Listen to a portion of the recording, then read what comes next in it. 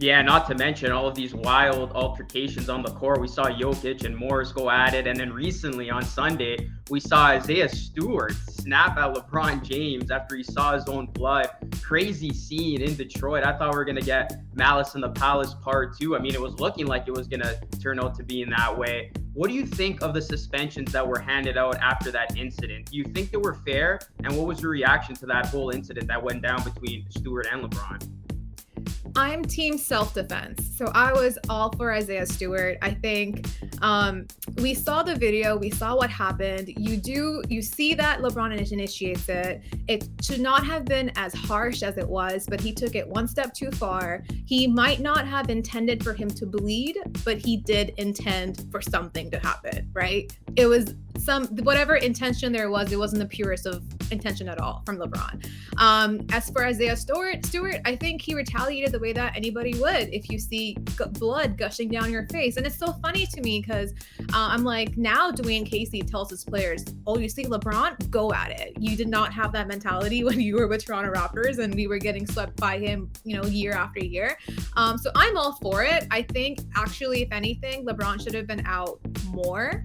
I think that he's the one who initiated it, and the one that initiates it should be the one paying the cost. So I do think Isaiah Stewart should have gone suspended, but it should have been reversed, where he got one and LeBron got two.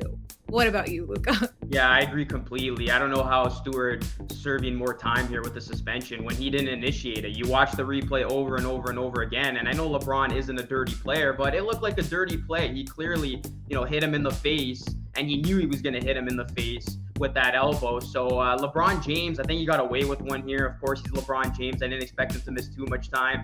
Yeah, I thought it should have been reversed. I agree with you. Isaiah Stewart should have got one game, and LeBron at least 2 games as as a suspension here. So we saw LeBron back from his 1-game suspension against the Pacers. He put on a show, especially in overtime. But you look at Isaiah Stewart, you can't really fault him. I know people are saying you got to calm down in that situation, but anytime you see your own blood, it's on. And you look at Isaiah Stewart, he's a good young talent. He's a physical player. He's not afraid of anybody, clearly. So obviously he got hit. He reacted to his own blood. Anybody would have in that situation. So I kind of like it. I mean, it gives people like us something to talk about. And we need more of that in today's NBA. It almost gave off those 90s vibes where you do see an altercation like that take place. I mean, Isaiah Stewart, he was ready to go at LeBron, and I think the Detroit Lions should sign him as a pass rusher because he was unstoppable out there. It took the entire team of the Pistons, it seems, to hold them back. So it was definitely crazy scene,